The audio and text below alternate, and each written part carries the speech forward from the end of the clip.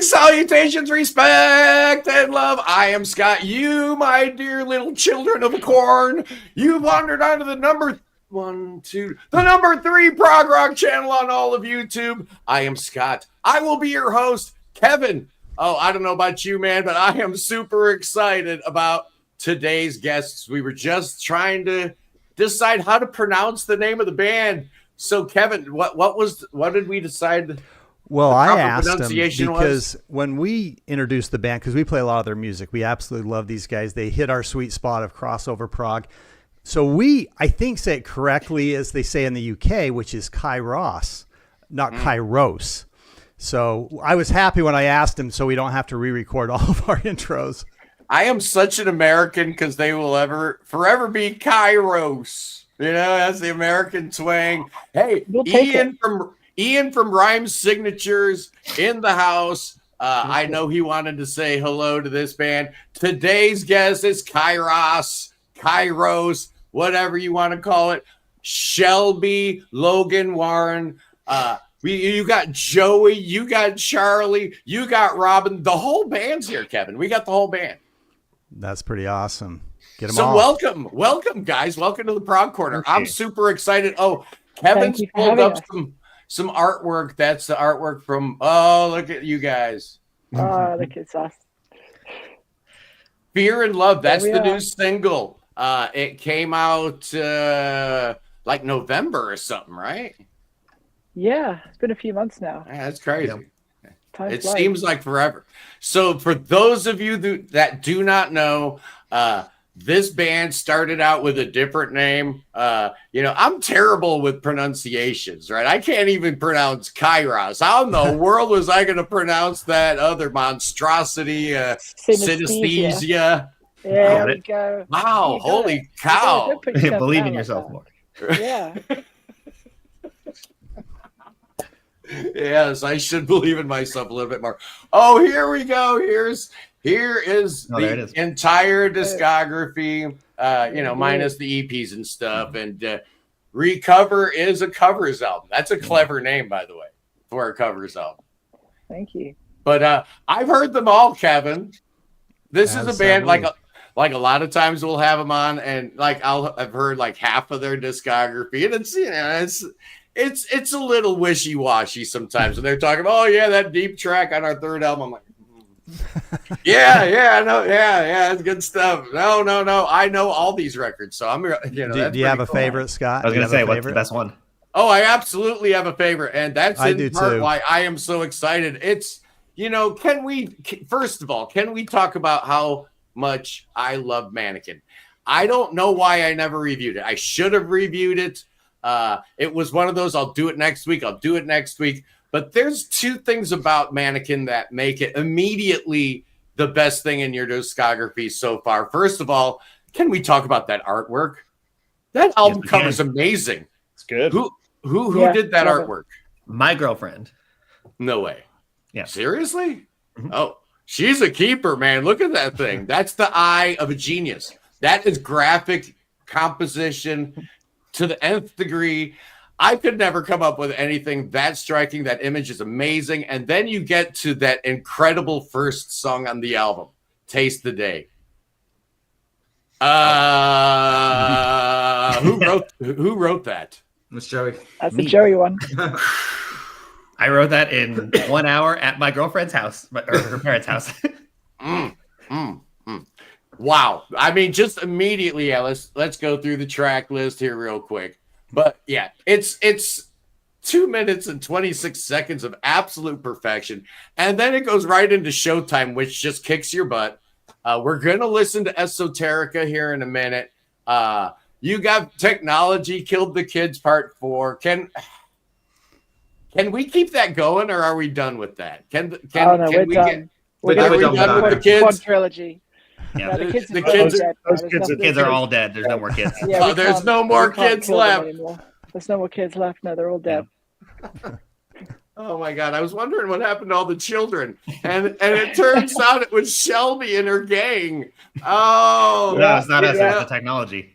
No, that's true. I think you'll find if you listen to the songs, it was the technology. We only have so much control over the technology that we surround ourselves with. Now, some people have come to me and said, I'm not so sure about the prog bona fides of this here band. And I'm like, have you ever heard Frost? And, and they've come back at me like a day or two later. This has happened like 3 or 4 times. And they'll come back at me and they'll be like, I totally get it now. I didn't get it before. All I heard was like, this band is kind of danceable. And let's just back up a smidge. I just want to say to Baz Chilia and Mark and Malcolm from Hats Off Gentlemen, It's Adequate. You guys lost. Me, Charlie Bramwell, and Kevin, we kicked your butts.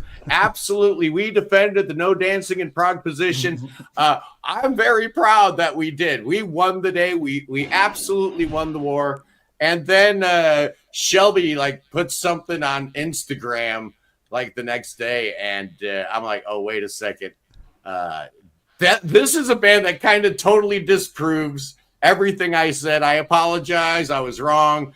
Shelby, Joey, Charlie, and Robin, you guys won today. And I completely lost. So I'm not giving any credit to Baz Chilia at all. No, we're not going to do that. It was you guys. So let's talk a little bit more about Mannequin before we move on, right? Because maybe we should listen to the Mannequin track first. And then we'll move on to the future of Kyros and what we're going to be doing. So how long did it take you to record the album? Because it sounds like Mannequin took a year, like in the old days of recording when bands had all this time and this huge budget. It almost feels like that kind of album. I mean, we keep everything relatively in-house. And I think that's why, because we're not necessarily constrained to booking out a studio and saying okay, we have this many set days to get this done. And then that's it. The budget's blown. Because me doing what I do and Joey doing what he does, we both have access to the resources that allow for us to record and mix and master an album. So we tend to we're in a very privileged position where we can just kind of gradually work on an album, but have access to great tools that allow now speaking of which, Shelby, before we went live, you panned around that space that you're in. Tell me a little bit about where you are and what goes on there, and then give me that money shot. I own and run a recording studio in King's Cross, London, with Grace Hayhurst, and it's called Sensible Music. We have 8 studios here, and I'm in Studio A, which was where Fear and Love was mixed, and it's also where we've been working on the next album. But I've been rewiring the studio, so you'll have to excuse some of the mess back here. But there's the console. There's lots of delicious equipment in the racks. Not quite done yet, but yeah, some more equipment over there. We've got these massive flush-mounted speakers, and it's. Oh, that's a cool space. That's going to be fun. Room is through there. Beautiful. Yeah, normally when you get something that nice, you do have that time pressure to get out of the studio within a certain period. So it's nice you can take your time with it. Yes, very much so. And I think that's one of the things that's influenced the way we sound. Because of us having that luxury, we're able to have that sense of high production value without rushing. The downside of that is that when the band is now sort of massively in debt because Shelby charges us so much. I wish I could get away with that. Not just the slave driver, but a loan shark and slave driver too. That's a bad combo, Shelby. Not good at all. But I should actually No, I'm just kidding. No. This is all everything that I do. Even as ridiculous as it is, running a studio and doing everything that comes with running a business, everything that I do is because I don't want to pay anyone else money to do things, and I would rather do it myself. And I've taken that to an extreme, to an absolute extreme. Yeah, to getting your band's girlfriend to do the album cover. I like that. Hey, that's a good call. Yeah. You know, I kind of want to get past all this Mannequin love, because that was like 1,000,000 years ago, and we had a lineup change since then. This, Charlie probably doesn't want to hear not one word about Mannequin and all this high praise about it. He's like, "Come on, man!" I've not heard it. No, it sucks. You don't need. It only gets better now that you're in the band, Charlie. Don't worry about it. Yeah. No, but tell me a little bit about this track that we're going to play off of Mannequin. We're going to do the old one first. We're going to build up to the new track. We're going to tease it up because I really, really like the new one. It's called Fear and Love. But the track off of Mannequin, Esoterica, what's the deal about it? It was written a very long time ago. I think it was written over the pandemic. And I was listening to a lot of stuff that involved that kind of repetitive electronic kind of dance music feel, but with the 80s inspiration, like if you took that Duran Duran thing and then you infused it with some of the more sort of modern stuff that I was listening to. That, like, in particular, there's a band called Saint Lucia, which I'm a massive fan of, and I feel like Esoterica is kind of a combination of two very specific Saint Lucia tracks and then Duran Duran.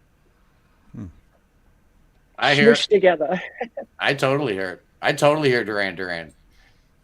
Although I don't think it's shocking that people might maybe get some 80s influences from the music here, but I just kind of hear 80s as one of many influences. And this is a killer track. I love it. It's called Esoterica. So let's give it a listen, and then we'll move on and talk about some other stuff. Cool.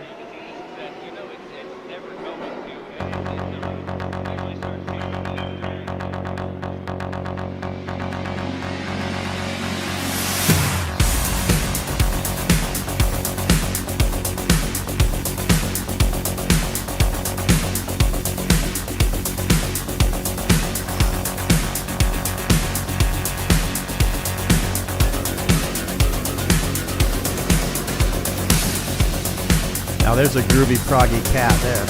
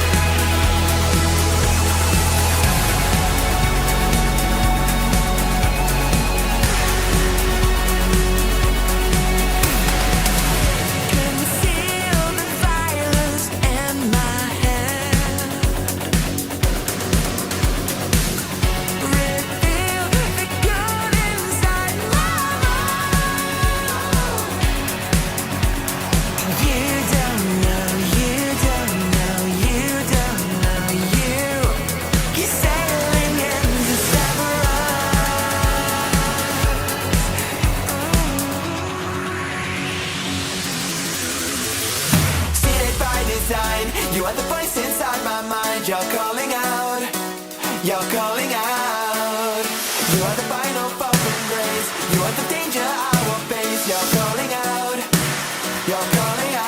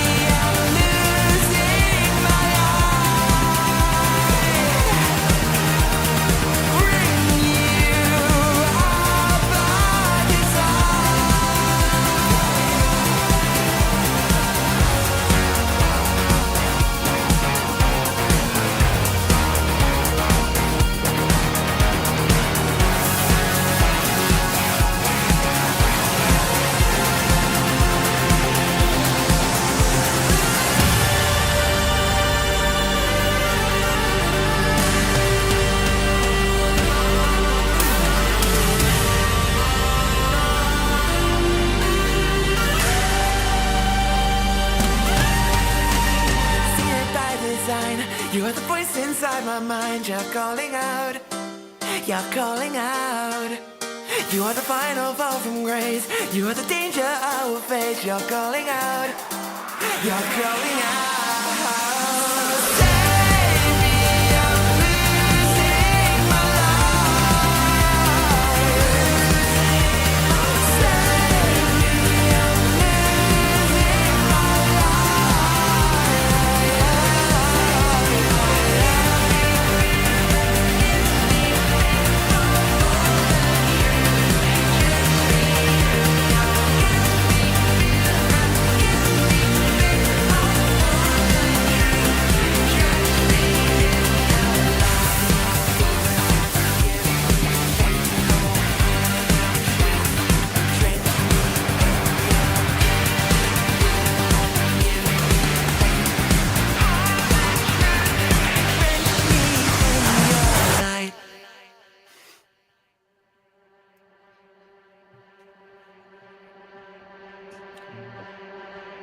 Bada bing, bada boom.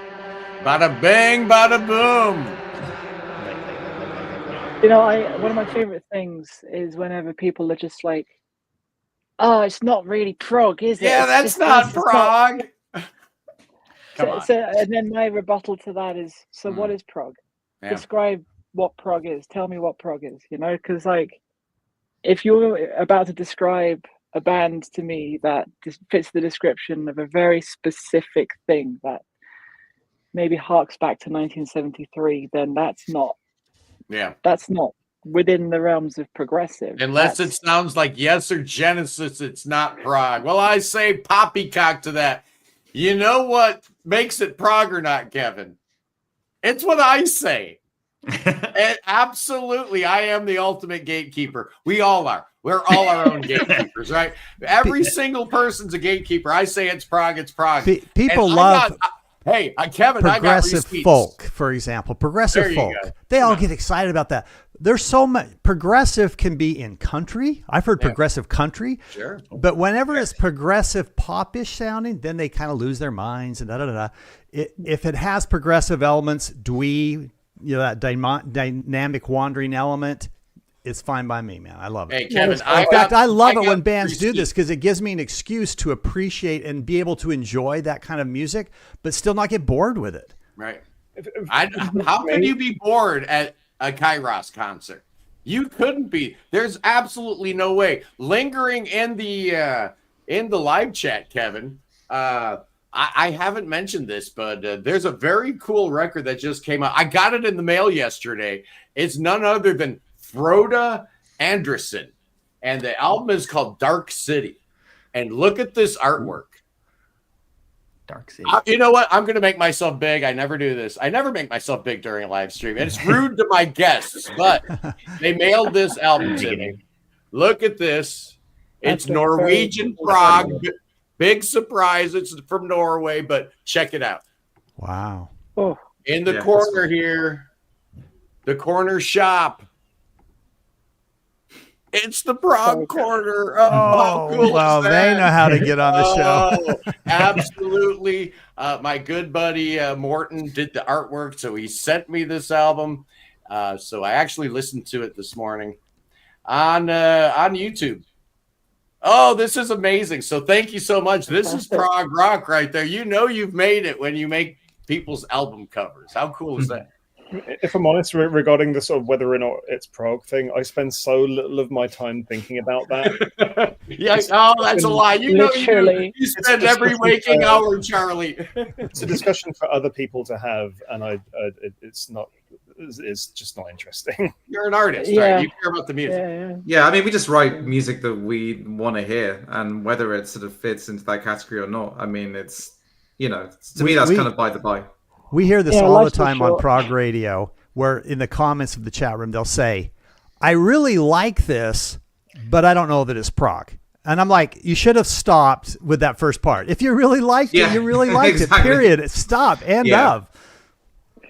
It gets weird, you know, because I've always contended that, you know, prog rock is not a genre, which means that you can't necessarily tell me whether it is or not unless I hear it with my own two ears and make that judgment, because it's not necessarily a genre. It's an intention.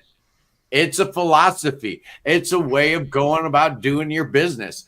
And if you're thinking in certain ways where the music comes first and you're more worried about your art than the commercial side of it, there's a very, very good chance you're going to fall under the prog umbrella in one way, shape, or form or another. And these guys absolutely do. So what happened to Peter? You got the new bass player, right? I alluded to the fact that Charlie was not on Mannequin. So he's the new kid on the block. His young, fresh-faced Charlie's in the band now. And he looks good with you guys. Like, right, watching the Fear and Love video, which we're going to peep in a minute. He looks good in the band. But what happened to old Peter? Did he get fired? Did you get mad at him? Did he have bad table manners? No, not at all. All of the above. Bad table manners. No, bad table manners. Yeah, fired from the band for bad table manners. No. He's a dad. That through and through, as simple as that. Yeah. He's got a kid. Balancing a life of being a musician can be tough for some people, and I know for him, he struggled with the irregularity and the spontaneity of this. He quit the band due to musical similarities. So bottom line is he couldn't really make the time for it, especially now that he's got a kid. So unfortunately, that totally makes sense. But it was a completely amicable parting, and we're all still friends with him, and he's come to see our gigs since then. Well, it's all good. Aren't we treated in some capacity to like the Kyros supergroup, or the 5-man and woman Kyros supergroup, where don't we get Charlie and Peter together? With two bassists. Yeah, we should. We should do that. I suppose if you want to make it an actual supergroup, then we can get all of like the old members, like that were on Synesthesia involved as well.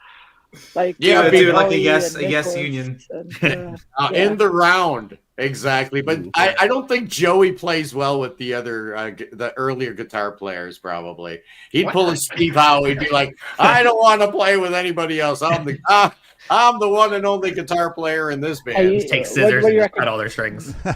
Yeah. So it was amicable. I mean, if we do that, then we'd have to get Mike Holmes involved.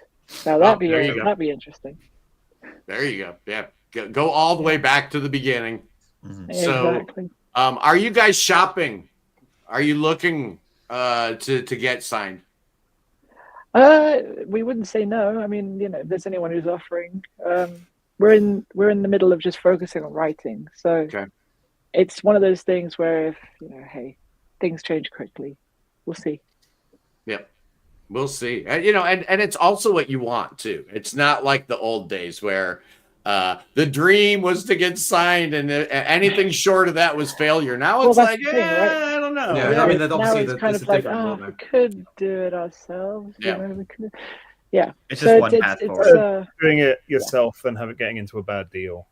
Yeah, exactly. Yeah, exactly. Real easily could happen. But then again, nowadays to be a successful band is so much more than writing a good song. How easy was it back then, man? You just would sit in a hotel room, strum your guitar, man. I hope a good song comes out of me today, man. Hey, let me snort some cocaine off that hooker's ass. Come on, man. Those were the days, man. Are you saying we don't do that? Exactly. I'm sorry I assume way too much. However, it just seems to me like artists are spending way too much time on content creation. They've got to be really adept at social media. They've got to be really adept at a lot of different things. Probably got no choice, really. I think massive shout out to our social media manager and assistant and mastermind Dara. They're amazing because that's got all the cool stuff that you see out in the world. That's on our social media. That's down to Dara. They do good stuff. Yeah, Dora's done an absolutely incredible job. Like absolutely, remarkable. Like the last year they've been. I'm interested in discontent, not content. Mm-hmm. So that's why I spend my time doing it. So there's one in every band, Kevin. You ever notice that? There's one in every band. There's always got to be a Peter Tork in every band.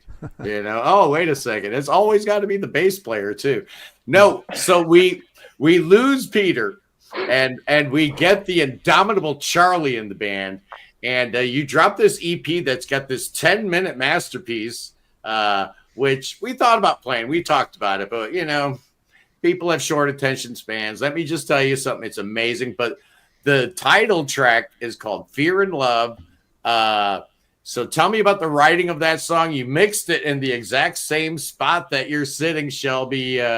Yep. So what was the David on this very console? So tell me a little bit about both tracks. Fear and Love kind of started off as a track that was towards the end of the writing sessions for Mannequin at the very, very tail end. And we were going to put it on the next album. Then we kind of thought, well, let's do a bit of a stopgap and throw this out in the world sooner. And it would give me a chance to really figure out the workflow of this room and the studio.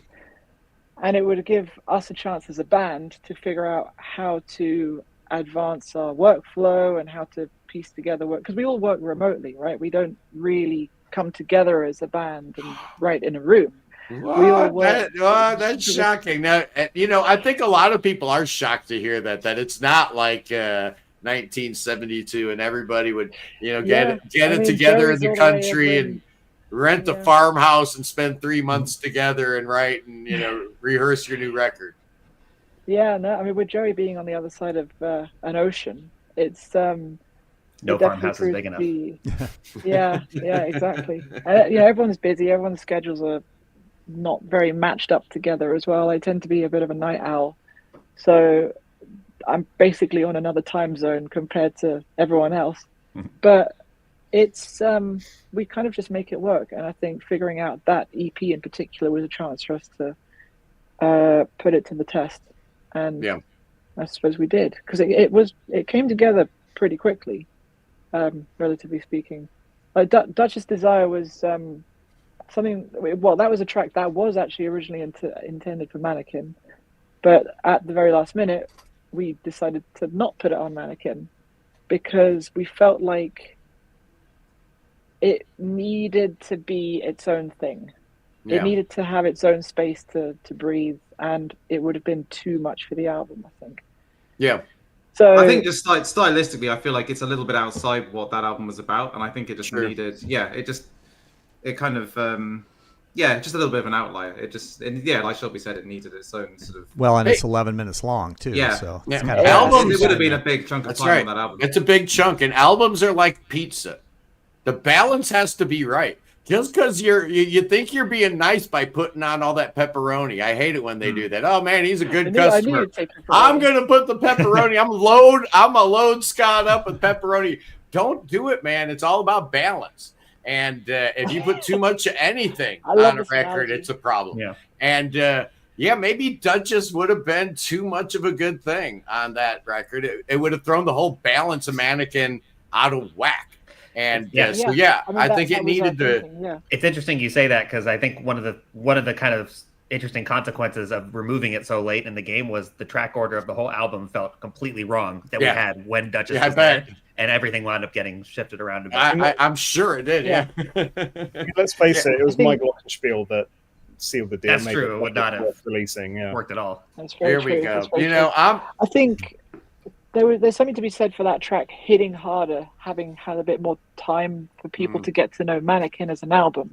True. And then us putting out Duchess Desire all these months later, when you've had a chance to absorb all the little, melodies and bits and bobs that appear on Mannequin, to then have it say reprise bits of Esoterica, it would hit harder, I think. Who's your social media girl? Dara, you said her name was. Yeah, here's the idea. Here's the $1 million idea. We should actually forget that, Kevin. You and I should start working on this. A great monkey style TV show. The four of them. There you go. I like it. That's the closest perfect. We've come to that was a comic book that we put out last year, which has us as characters. So that's. Which was made by my girlfriend. Oh, no way. Yeah, I remember that was your girlfriend, Charlie. Mm-hmm. Oh, that's awesome. So we no got strangers to stuff like that. I think we would love to do more of that kind of thing. It's just like it's a layup. We got to make some things are just the low hanging fruit. Just got to happen. Anyway, hey Kevin. I think it's time. To listen. I think we've created enough mystery around Duchess and Desire. Everybody's after we play this song, which is awesome. Everybody's going to certainly want to go hear Duchess because it is also a phenomenal song. Yeah, Duchess Desire is awesome. Thank you. And it's got a triple meaning to the title. I don't know all three off the top of my head. So let's hear Fear in Music, Kevin. I'm ready. All right. Here we go.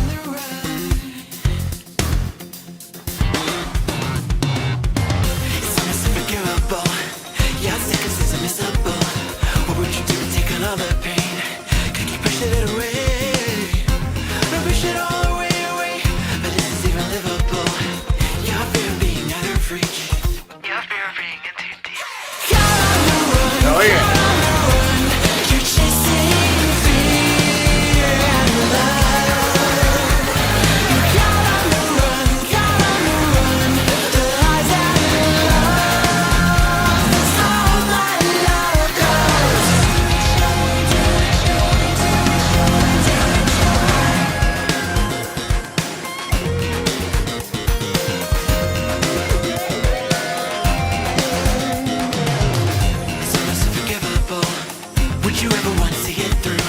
What would you do but take another pain and push it all away? What can we do to make it all worthwhile? Just want to see that broken smile. You've been now, it's only getting down. Can't keep your shit away. Caught on the run, caught on the run. You're chasing fear and love.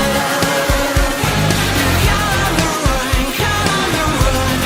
The highs and lows defining all in spite of.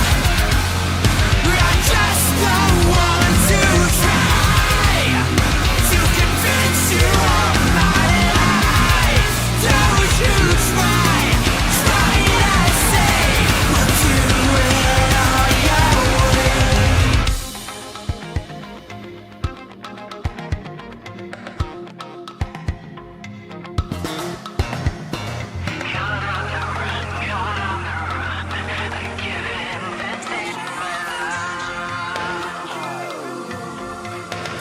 Oh, the inevitable. Just wait until your whole grows cold. But this is even livable. Keep your shit away. Got on the run, got on the run. You're chasing fear and love. Got on the run, got on the run. The highs and lows defining. That's how life goes. Chasing fear and love.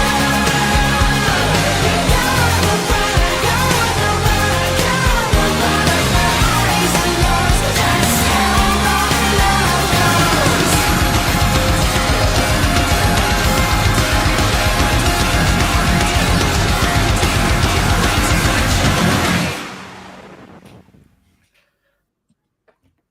Yeah, I probably should have warned my audience ahead of time. Yeah, the vinyl is gone on Mannequin. I go hard about an album, and everybody jumps on during the song. Oh, at least two people tried to buy the vinyl of Mannequin and ended up with a CD. The CDs are still available. Go to the band's Bandcamp page. Is that the best place to catch you guys' music? Go to the Bandcamp page. You could do the Bandcamp. You can do our website as well, kyrosmusic.com. Kyrosmusic.com or the Bandcamp page. Either one. The vinyl did sell out. I was looking at that the other day. I found like one copy. They went like $80, and then I went back and it was gone. So yeah, we need a vinyl reissue. So we'll have to, when we get you guys signed, that'll be part of the package deal to have that reissue program going. So tell me a little bit more about that track. Who wrote it? Was that all you, Shelby, or is that a group deal? Mostly Shelby. No, that was my doing, unfortunately. I I think it's channeling again, doing what I do, where I channel multiple influences of what I happen to be listening to at the time. And at that time, I guess it was elements of Hall & Oates and Hall & Oates? I didn't realize that. Yeah, the bell melody is very reminiscent of Out of Touch by Hall & Oates. I genuinely, I never... Out of Touch is the track. I never realized that. I totally hear Out of Touch now. Now I can't unhear it. Oh, no. And now that you know that, you'll never be able to unhear that. See, I was hearing Culture Club a little bit. Yeah, I can hear that. It's in the melody a little bit. Like 2 weeks ago. Oh, yeah. Yeah. Maybe you mentioned it.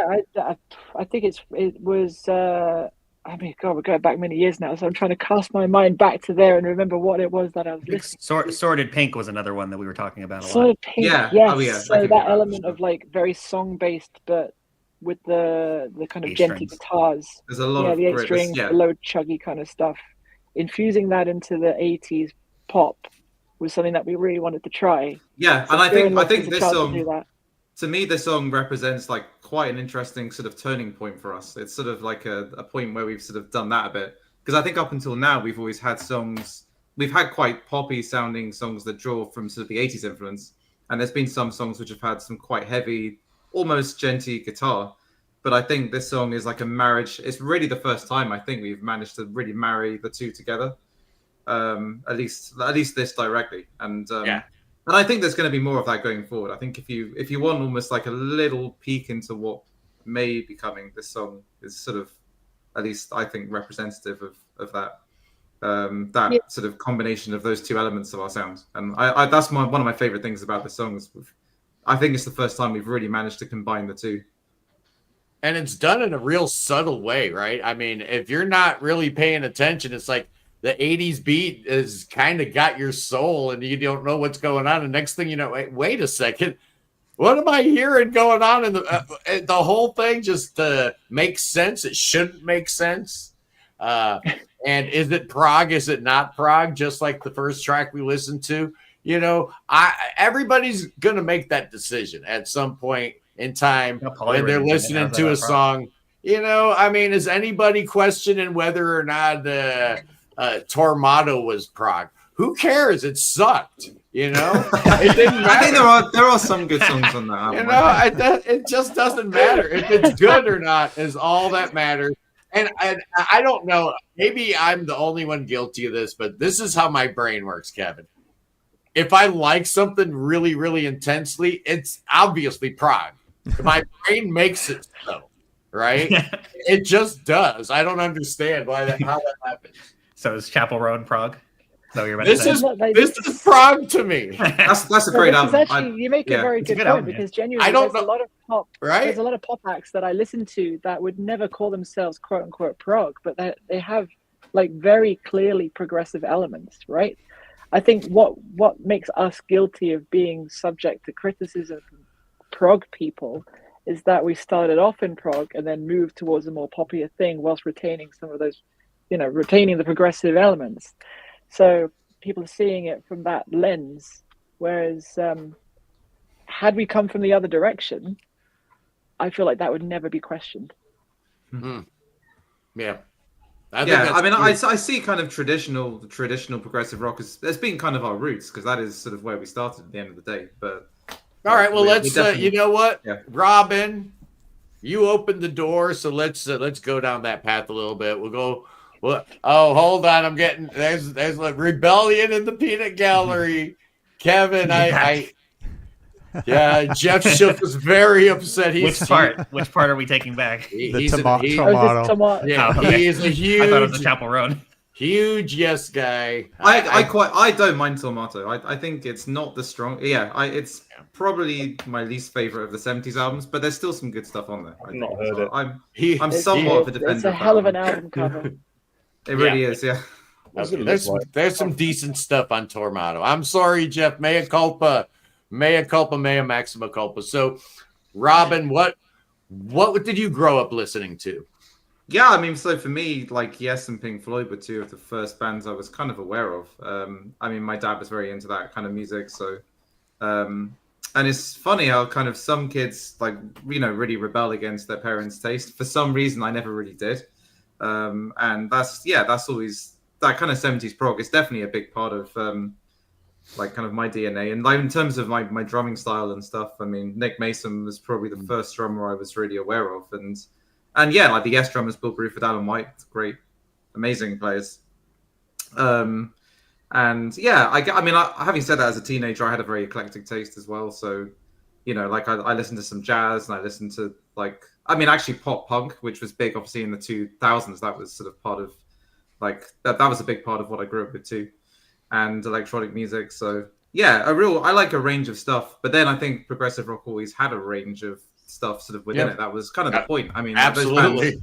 At the beginning, they were bringing together like jazz, classical, folk, hard rock, all kinds of stuff was going in there, and that's really what it was all about. Just taking those different elements and trying to sort of combine them in a way that made sense. And I think that's what we're trying to do as well. So it's sort of I see it as a natural sort of extension of that mentality.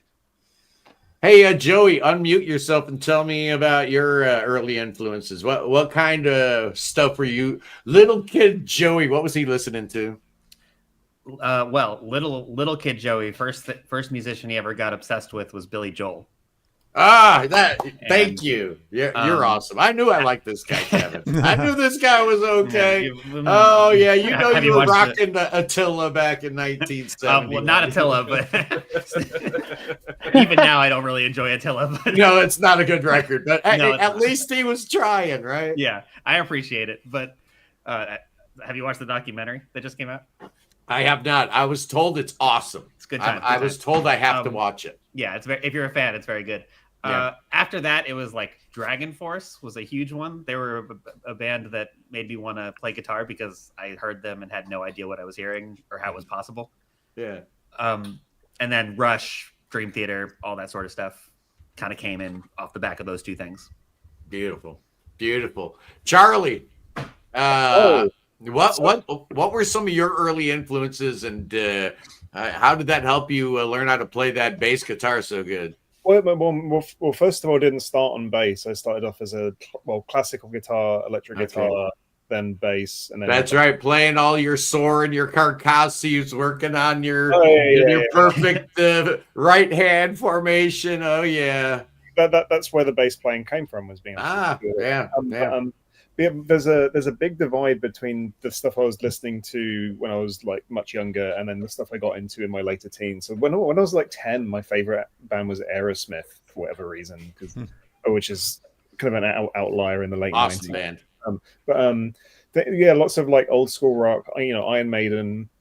Like old school like metal, punk. All that kind of stuff. And then like in my also at the same time I was like getting into things like Indian classical music, so I played sitar as well, listening to Indian music, going to like gigs at the South Bank, seeing music from all across the world, and wanting to get into it. And then later on I was discovering things like Frank Zappa, Mahavishnu Orchestra, like fusion era Miles Davis, just kind of whatever really. Like it's just been like the last however many decades has just been accruing whatever kind of stuff comes my way, and some of it like carries forward. So now it's just whatever classical music, world music, jazz, electronica, just kind of all manner of avant-garde and strange psychedelic things. I would have guessed no less. I would have figured there'd be some weird stuff in Charlie's back history. I'm surprised you weren't raised in a cult or something like that. Actually, that would have been like if I had to invent Charlie's backstory. He was like raised in a cult and he had to escape, and then he got into like Hindu mysticism, moved to India for a few years, and then came back to the UK, started playing the mandolin on the street corner, busking for a little while. That's my Charlie story in my head. My parents' musical taste. My dad, even now, is just like Beatles, Kinks, Small Faces. That's it. Nothing wrong with that, but I still no, all good. Also, just like, absolutely. Hey, Charlie is a cult. Mike Warren is saying, very likely true. Very likely true. If not, he's going to be a cult leader. The biggest cult around. Yeah. Oh, there you go. Shelby, talk to me about how your background, when you were a little kid, did you imagine yourself being in a band doing all this music stuff? Talk to me about your early musical influences and how it impacts and affects what you're doing right now. So much like Robin, I grew up with my dad showing me all this stuff, and then rather than rebelling against it, I just absorbed it all like a sponge. And so did your dad have like vinyl? Did you like explore through that? Exactly. I think I'm everybody's dad on the internet, Shelby. I think that's I think that's why people tune in. I'm like the dad because I never had any kids, so the whole world, my children look through Grandpa's record collection. I love that story. What was in his collection, Shelby? Well, he had this. He and still does have this really nice like high-end hi-fi system. So I would just dig through his vinyl collection and his CD collection and just like absorb all this stuff, which would be like, all the ZTT, Trevor Horn stuff, like Frankie Goes to Hollywood and Seal and Propaganda, stuff that I still listen to this day. And on the flip side, there's all the prog stuff like Genesis, and he's big into Camel as well, arguably his favorite band. He basically worships Andy Latimer. So there's a real sense of like pop meets prog. So you can see how a lot of that has bled into the stuff that I'm doing with Kyros now.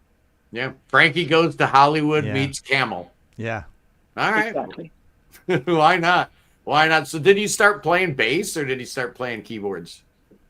I started out on keys, and I had lessons very briefly when I was about 8 years old, and I hated them. I hated the lessons, and I said to my parents, I'm done. I want to get out of this. So sorry, Shelby's keyboard.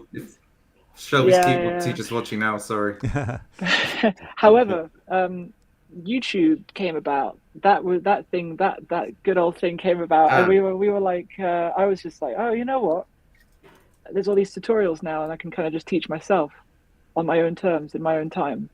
And this is a pattern that I've retained throughout my entire life, where I've been very sort of like, I prefer to kind of do things on my own terms. So I've retaught myself. Yeah, then I've retaught. Hey, I'm sure your bandmates know all too well, Shelby. Yes. So I retaught myself keys, and I retained that. Then I was like, oh, you know what? I'd love to play the drums. So I taught myself to play drums, and then eventually I was like, oh, I'd love to play bass. So then I taught myself to play bass. And then when it came to vocals, that was kind of just originally a means to an end. I didn't really anticipate being the vocalist. And then it just kind of ended up being that way, and I wanted it to keep being that way. And here we are, 15 years on. So does the band ever get nervous with you saying, I like to do everything myself, so I taught myself drums, I taught myself the bass, and what do you need these guys for? Or do they ever think that? No, there's only one. Everyone has their own. No, everyone has a different thing that they offer to the band that I think is very much valued. And I'll have my own ideas, but then the others will come up with ideas that I would have never thought of. And I think that's overall what creates the sound of Kyros, is that although I may come forward with these big bulks of ideas, it's what then happens from then on. Even if those things go through the wash and get completely changed up, that's what becomes the sound of Kyros. Now, here's a little fun trivia fact. I did not know this. I did not know this. That's very true. That is very true. So when I was in the process of switching the band up from being a studio-based project into an actual, well, I say band, changing it up from being a solo studio thing into a band, I was on the hunt for different musicians, and I went onto the IQ, as in the band IQ. I went onto their forum back in the day when forums were all the rage, and I made a post saying that I was looking for a drummer. And of course, Robin stepped in, and the rest is history. Hey, Kevin, this is the second band we've had that met on a forum. We had the Bardic Depths. They met on the Big Train Facebook page. Well, and didn't Steve Hackett say that's how he met Nad?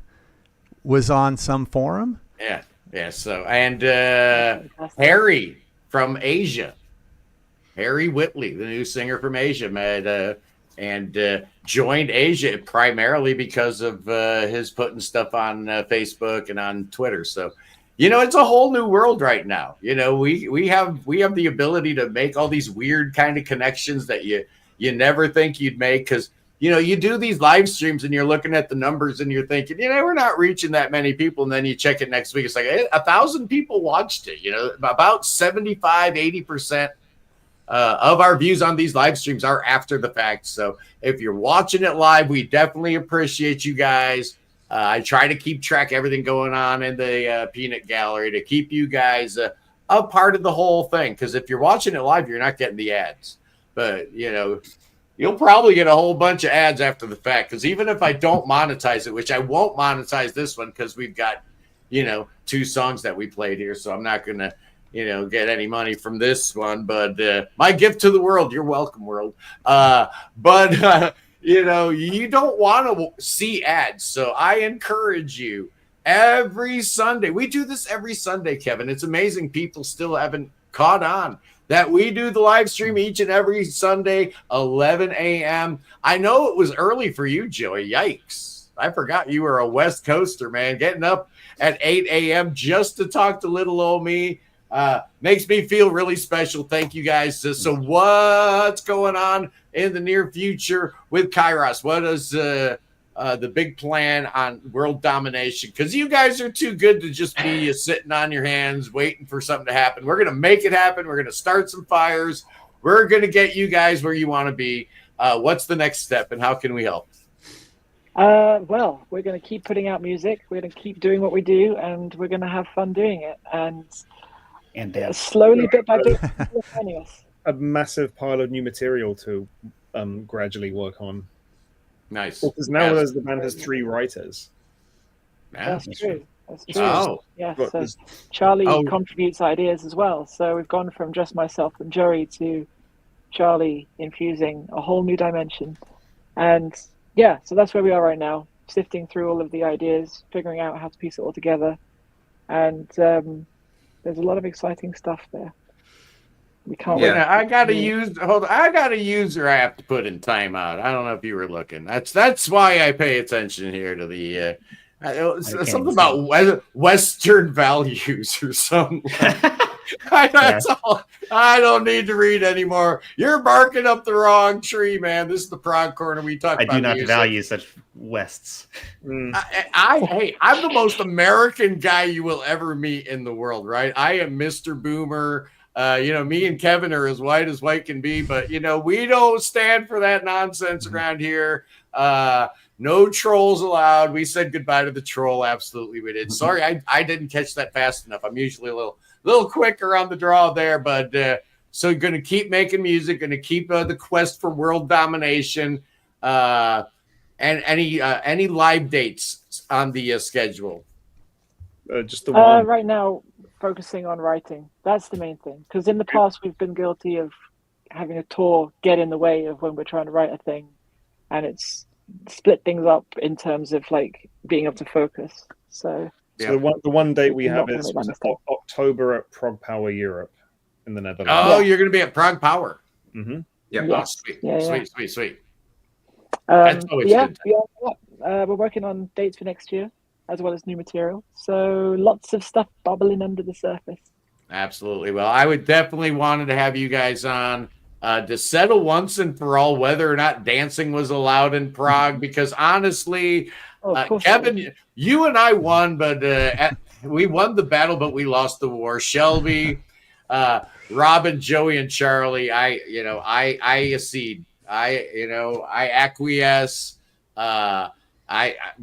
I think we lost the war. We won the battle and lost the war, Kevin, but that's okay. If the music's that good, I don't mind being a loser at all.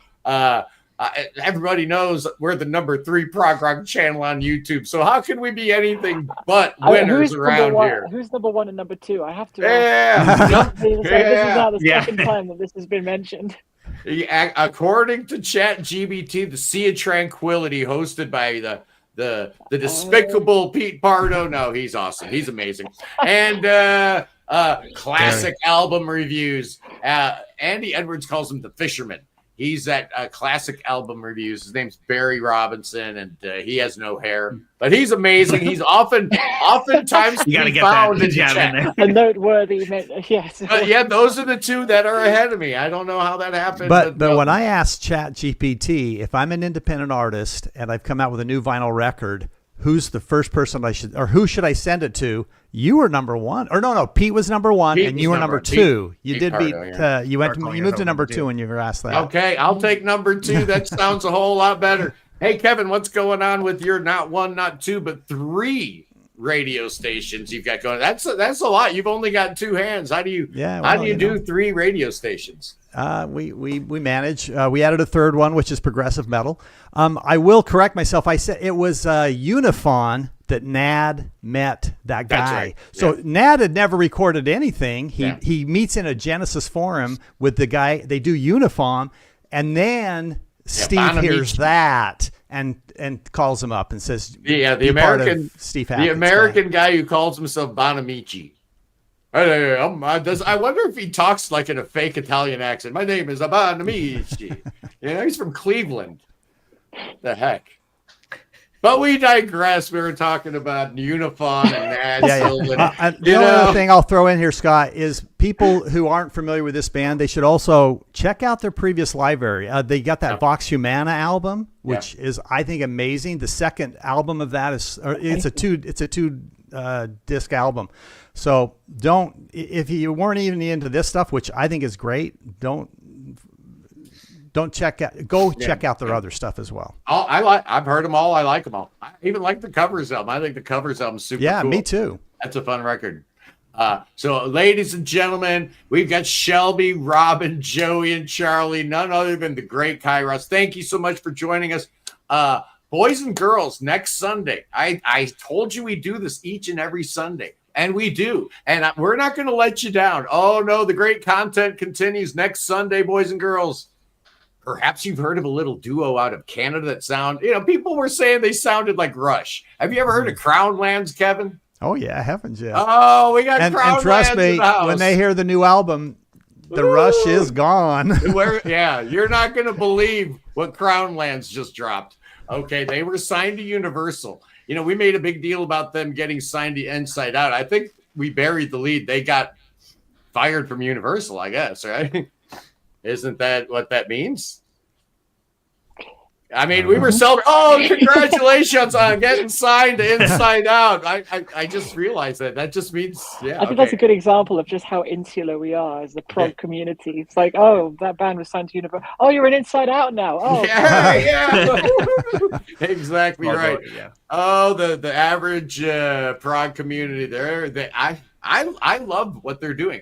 They put out 2 streaming-only records called Ritual 1, Ritual 2, all instrumental, all paying homage to Cody's First Nation heritage, where it's basically like weird sound effects, weird drums, and weird flutes. Very indigenous. What the heck? It's awesome. It's so good. People are going to hate it. It's amazing. I love what they're doing. This is prog rock right here, ladies. Yeah, well, the rap was, he sounds too much like Led Zeppelin and Rush. Yeah. Trust me, that rap, that's gone. No, this don't sound nothing like Rush at all. Oh, it's great. So we're going to have Cody and Kevin. We're going to have Crownlands on the show next Sunday, boys and girls. That's going to be amazing. And then August 17th, I don't know, man. My favorite band in the world right now is a little band out of Sweden.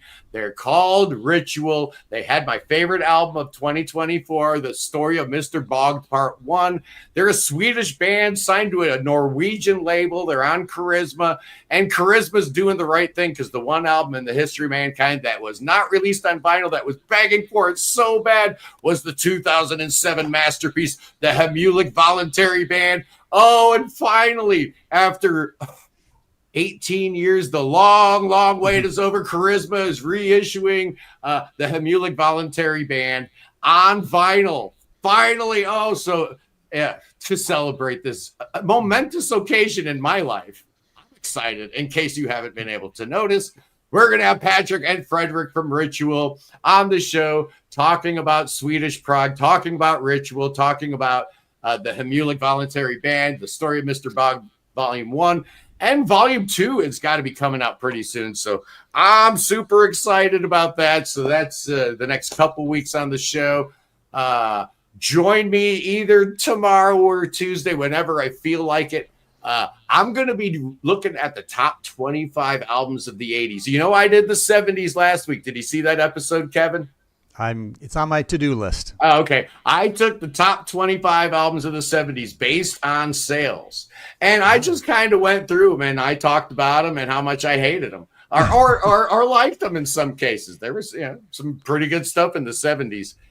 I don't think the 80s are going to get such an easy time. I think I'm going to have to get down and dirty and get brutal about some of the terrible albums that hit number 1 in the 80s. but we're going to be looking at the top 25 sellers of the 80s. I'm going to be going through that. So that'll be a whole bunch of fun. Probably reviewing the new Moonletters album. Have you heard that, Kevin? No. The single. There's a single. Yeah, we played the single when Anne Claire was here. Moonletters, Yep. Seattle. Oh yeah, no, you're right. Seattle-based prog band. Oh, I can't wait. Thanks again to Morton for my copy of Freude Anderson, Dark City. Look at the artwork, man. Oh, let me pull this out. Let's look at this thing in its full glory. Thank you, Morton. Wow. You know, I would say, boys and girls, I would shame my guest and say, you know what, you should pay attention and do that. Your album cover's right, but man, Joey's significant other absolutely nailed Mannequin. So as we move forward on the new Kyros album, I hope your wife is thinking about some new artwork, because it would be a damn shame if we, step down from that quality of artwork, because that's absolutely amazing. Love it. Thank you. Ideas have been thrown around. Cool. Awesome. Good deal.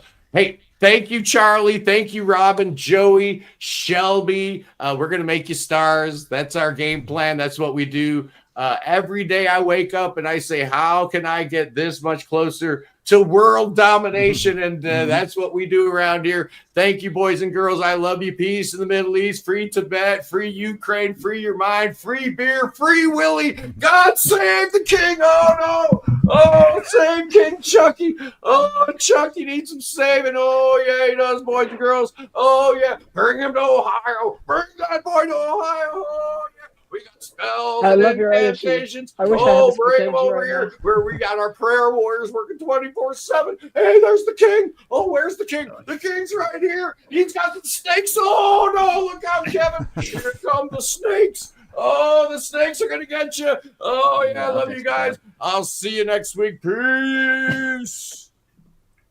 Thank you.